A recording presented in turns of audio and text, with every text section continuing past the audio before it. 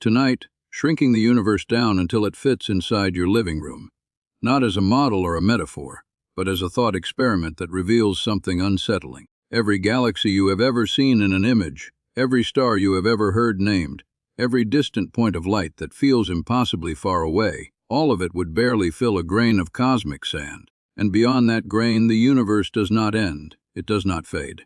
It does not politely stop where our imagination runs out. It continues outward, silently, relentlessly, at a scale so vast that even our best instruments struggle to describe it without breaking language itself. For centuries, humanity believed the universe was small enough to understand, orderly enough to map, and limited enough to place ourselves at its center. Then we learned we were not at the center. Then we learned our galaxy was not alone. Then we learned even galaxies travel inside structures so immense they defy intuition. And now, with the James Webb Space Telescope peering deeper than any human-made object ever has, we are confronting a possibility that quietly reshapes everything. The universe may be far larger, far older, and far more complex than we were prepared to accept. This is not a story about spectacle or shock. It is a story about scale, about how size itself becomes a kind of mystery, and about what happens when the universe finally reveals how small our previous ideas truly were. If you enjoy calm, deep science stories like this, subscribe to The Boring Universe, like this video to support the channel, and leave a comment telling us which part of the country you are watching from. For most of human history, the universe was intimate. The night sky felt close enough to touch, a shallow dome stretched over the earth, decorated with stars that moved in predictable patterns. Ancient civilizations measured time, seasons, and destiny by those lights, believing they were fixed to an invisible sphere that revolved around us. Even when philosophy replaced myth, the universe remained comfortably finite. It was something that could be imagined, drawn, and ultimately understood. The shift away from this comforting picture began slowly. When Copernicus proposed that Earth was not the center of the cosmos, the universe did not suddenly become vast, it became unsettling. Galileo's telescope then revealed moons orbiting another planet, quietly confirming that Earth was not special in the way people had assumed.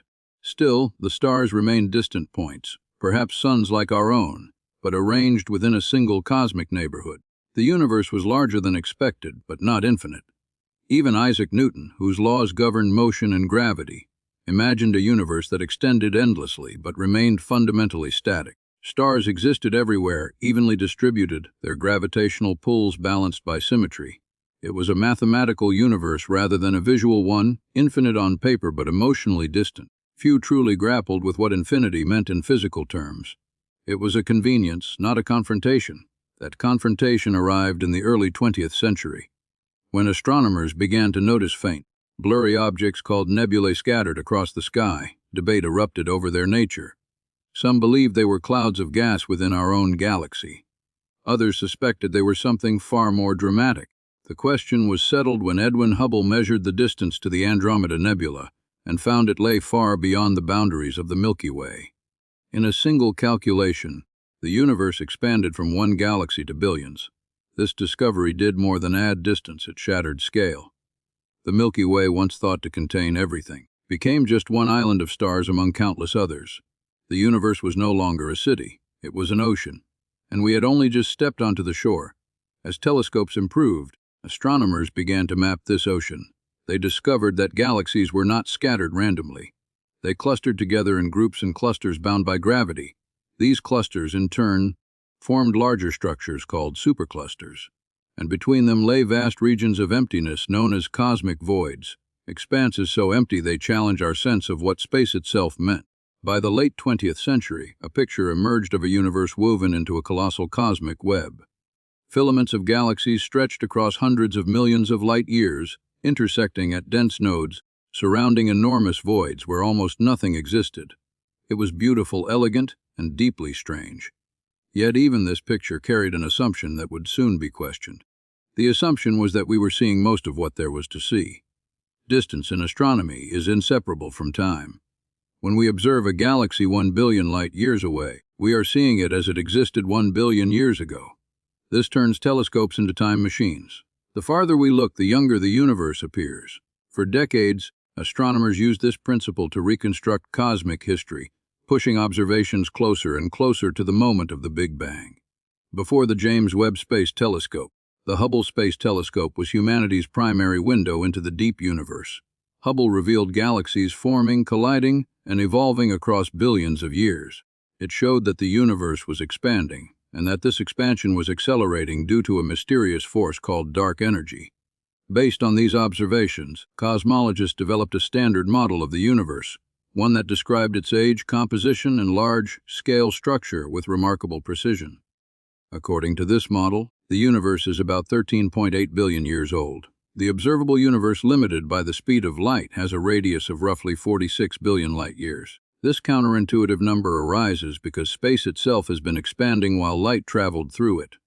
Beyond this observable boundary may lie more universe, but it is forever hidden from us, at least in principle. For a time this felt like closure. The universe was vast, yes, but bounded by understandable rules.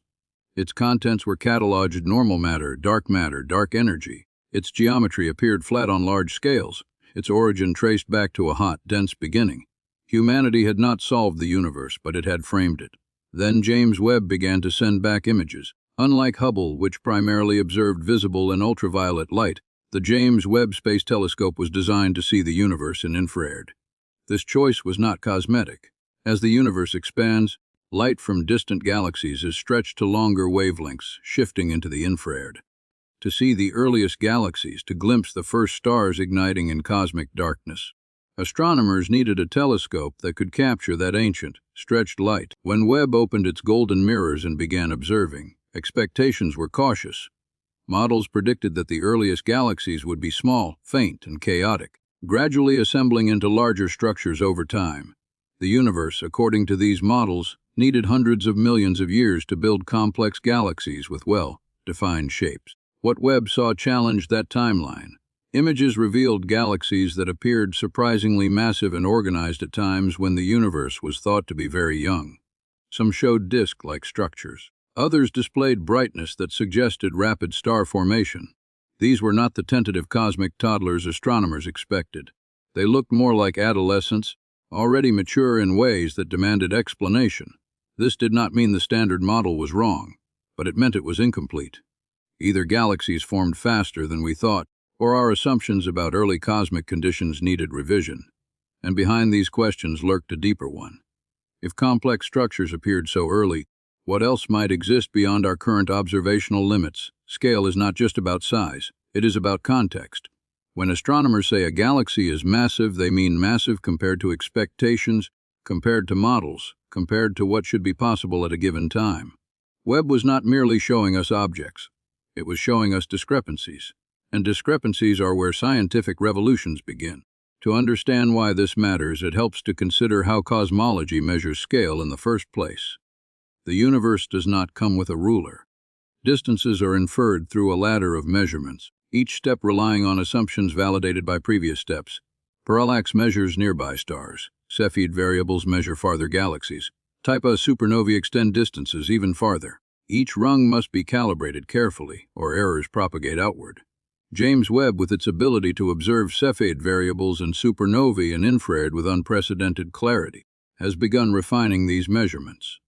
In doing so, it contributes to one of the most significant tensions in modern cosmology, the disagreement over the expansion rate of the universe, known as the Hubble tension. Different methods yield slightly different values for how fast the universe is expanding. This discrepancy may seem small, but it has enormous implications. If the expansion rate is different than expected, then the size, age, and fate of the universe may also differ. The true scale of the universe could be larger or smaller than current estimates suggest. And scale once again becomes unstable. There is also the question of what lies beyond the observable universe. By definition, we cannot see it, but physics allows us to speculate responsibly. Inflation theory suggests that shortly after the Big Bang, the universe underwent a brief period of extremely rapid expansion. This process could have stretched space to such an extent that the region we can observe is only a tiny fraction of the whole. If this is true, then the universe may be vastly larger than the observable portion, possibly infinite. Our cosmic horizon would then be a local bubble, surrounded by regions forever causally disconnected from us. James Webb cannot see beyond this horizon, but by studying the earliest observable structures, it can test predictions made by inflationary models. Already, Webb's data is being used to examine the distribution and properties of early galaxies in ways that were impossible before. Patterns in their formation, their clustering, and their chemical composition carry imprints of the universe's earliest moments. These imprints act like fossils, preserving information about conditions that shaped the entire cosmos. What emerges from this is not a simple revision of numbers. It is a shift in perspective. The universe is not just larger than we thought. It is deeper. Its history more compressed, its structures more rapidly assembled, its underlying rules more subtle. Scale, in this context, is not merely physical distance. It is the scale of time, of energy, of possibility. For a channel called The Boring Universe, this is where the quiet drama truly begins.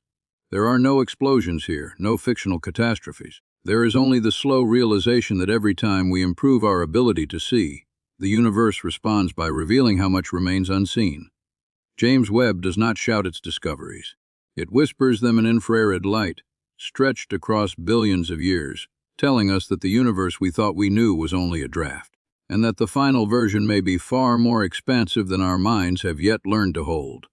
To understand why the James Webb Space Telescope has forced scientists to rethink the scale of the universe, we need to confront a concept that feels simple at first, but becomes deeply unsettling the longer we sit with it. In astronomy, distance is not just space. Distance is time. Every image of the universe is an image of the past, and the farther away something is, the older the story we are seeing. When you look at the moon, you are seeing it as it was about 1 second ago. When you look at the sun, you are seeing it 8 minutes in the past. When you look at the nearest star system, Alpha Centauri, you are seeing light that left more than 4 years ago. These delays are small enough to feel almost irrelevant. But as we push outward into the universe, the delays grow until they swallow human history whole. The light from distant galaxies can take billions of years to reach us. That means every deep image of space is also a fossil record, a layered archive of cosmic history. The universe does not show itself as it is now. It shows itself as it was stretched across time, arranged by distance. This is why telescopes do not simply see farther, they see earlier. Before James Webb, astronomers relied primarily on the Hubble Space Telescope to look back in time. Hubble revealed galaxies existing when the universe was only a few billion years old, and even some that formed within the first billion years after the Big Bang. These observations helped shape the standard narrative of cosmic evolution. According to this narrative, the early universe was a chaotic place filled with small, irregular galaxies. Over time, gravity pulled matter together, mergers occurred, stars formed and died, and slowly large, elegant galaxies emerged. This story made sense. It matched simulates physical intuition. It matched the limits of what could be observed. James Webb was designed to test this story, not to overthrow it. But testing, in science, always carries risk. Because of cosmic expansion, the light emitted by the earliest stars and galaxies has been stretched as it traveled through space. What began as visible or ultraviolet light arrives at Earth as infrared. Hubble could only capture a portion of this stretched light. James Webb, optimized for infrared, was built to see what Hubble could not. It was built to look deeper into cosmic time than any instrument before it. When Webb began observing the early universe, astronomers expected to see faint, primitive objects. Instead, they saw brightness, structure, unexpected maturity. Some of the galaxies Webb detected appeared massive at times when the universe was only a few 100 million years old. That is a blink of an eye in cosmic terms. According to previous models, there simply had not been enough time for so many stars to form, assemble into galaxies, and organize themselves into coherent shapes. This did not mean the galaxies were impossible. It meant our sense of timing might be wrong. One possibility is that stars formed earlier and more efficiently than expected. Another is that early galaxies were denser, converting gas into stars at a furious pace. Another is that our methods of estimating mass and distance need refinement. Each explanation carries consequences for how we understand the universe's growth. But all of them point toward the same unsettling idea. The universe may have grown up faster than we thought. To appreciate why this matters for scale, we need to understand how astronomers determine how far away these galaxies are. At extreme distances, traditional distance measurements fail. Instead, scientists rely on redshift, the stretching of light caused by cosmic expansion. The greater the redshift, the farther away and earlier in time the object is assumed to be. James Webb measures redshift with remarkable precision. It analyzes the fingerprints of elements in starlight, identifying how much their wavelengths have been stretched. This allows astronomers to estimate distances and ages with far greater confidence than before. And with that confidence comes consequence. If galaxies exist at higher redshifts than expected, it implies that large-scale structure emerged earlier. That means gravity organized matter more quickly. That means density fluctuations in the early universe may have been stronger.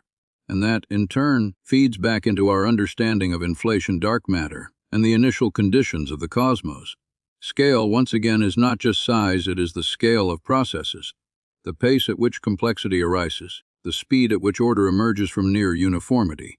James Webb also allows astronomers to study the chemical composition of early galaxies. Heavy elements like carbon, oxygen, and iron are forged in stars. The presence of these elements in young galaxies tells us how many generations of stars lived and died before the light we see was emitted. Webb has detected surprisingly enriched galaxies at very early times. This suggests that star formation began extremely early, perhaps earlier than previously thought. It suggests that the universe did not linger in simplicity. It rushed toward complexity. This has implications for scale that extend beyond astronomy. If the universe evolved rapidly, then the window between the Big Bang and the formation of the first stars may have been shorter. The timeline of cosmic dawn may need to be compressed. The universe's early chapters may be denser with events than our models assumed. Distance, time, and scale begin to blur together. There is also the matter of cosmic reionization, a pivotal era in the universe's history. After the Big Bang, the universe cooled and entered a dark age. No stars existed yet. Space was filled with neutral hydrogen that absorbed light. Then, the first stars ignited.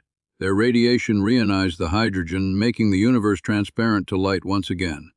This process shaped everything that followed. Understanding when and how reionization occurred is essential to understanding the universe's large-scale structure. James Webb is uniquely suited to study this era.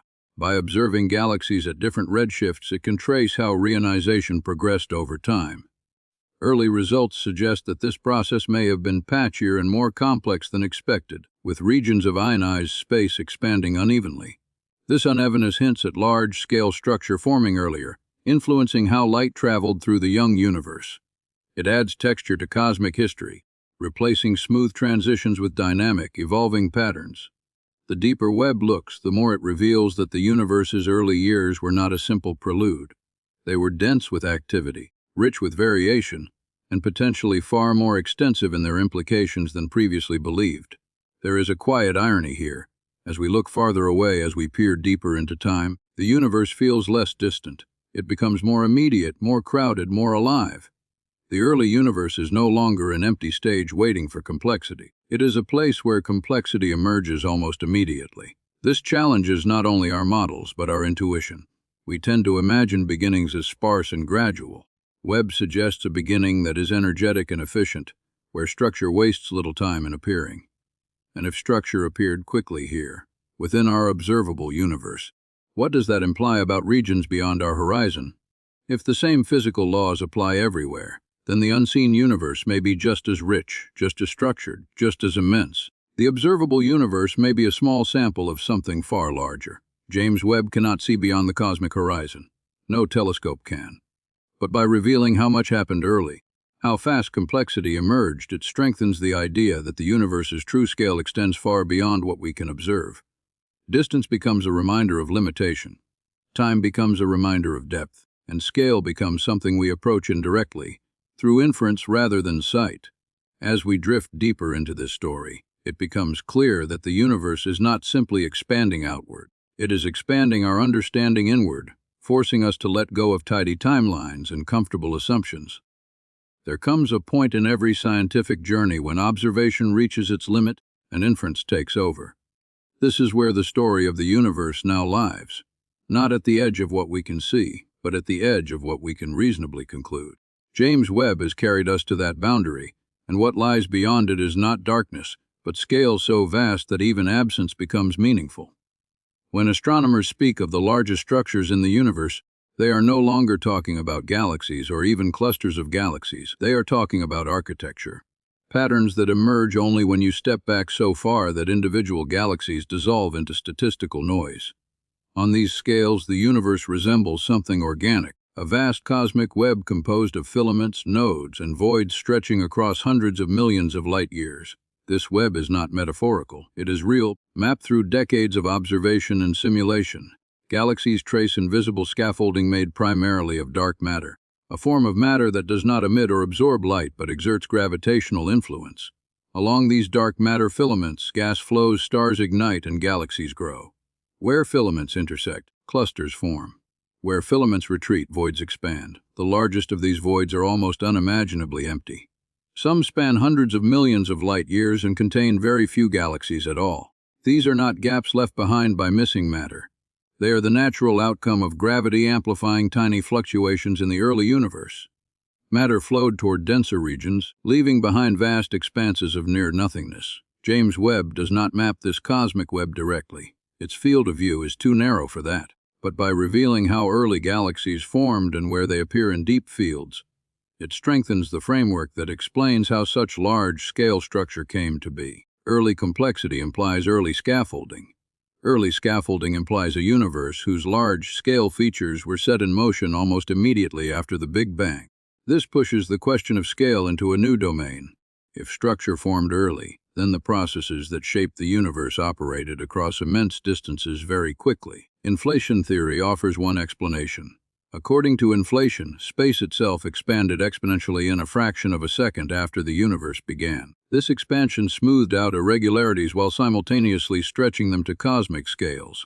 Inflation explains why the universe appears nearly uniform in all directions and why distant regions share similar properties despite never having been in causal contact.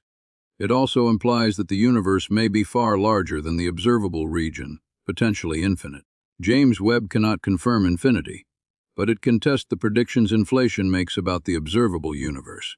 The distribution of galaxies, the statistics of their clustering, and the uniformity of cosmic background light all carry signatures of inflationary physics.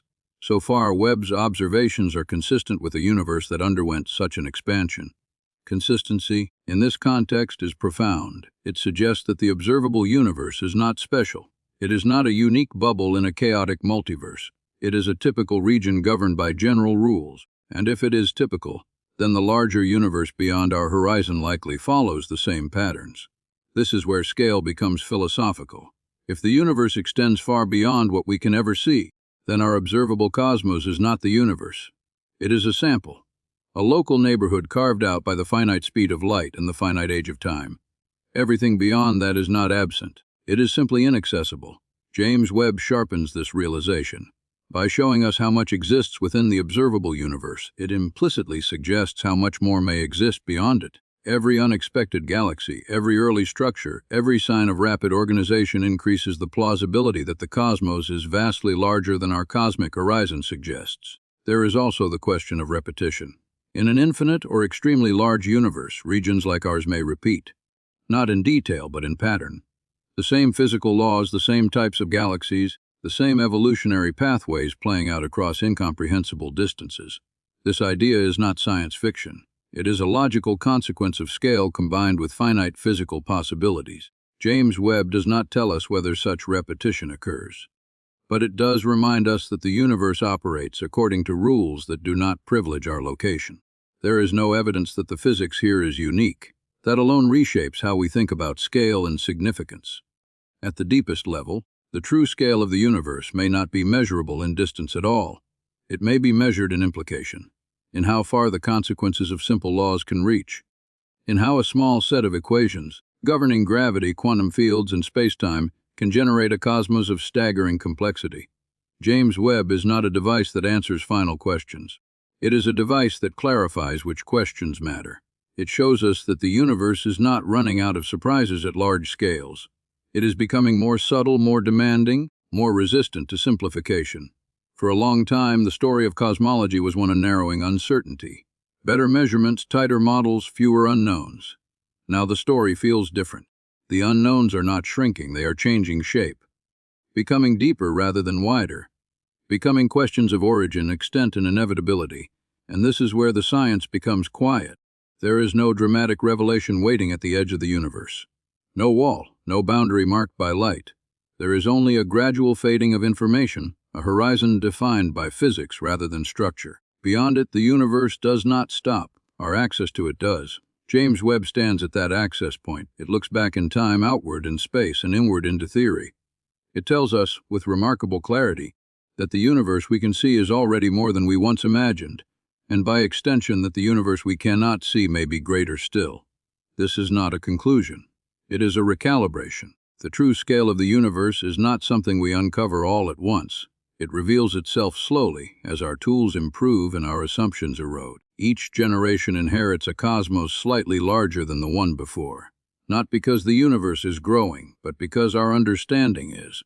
And perhaps that is the most profound discovery of all, that the universe does not simply exist at a great scale. It teaches scale.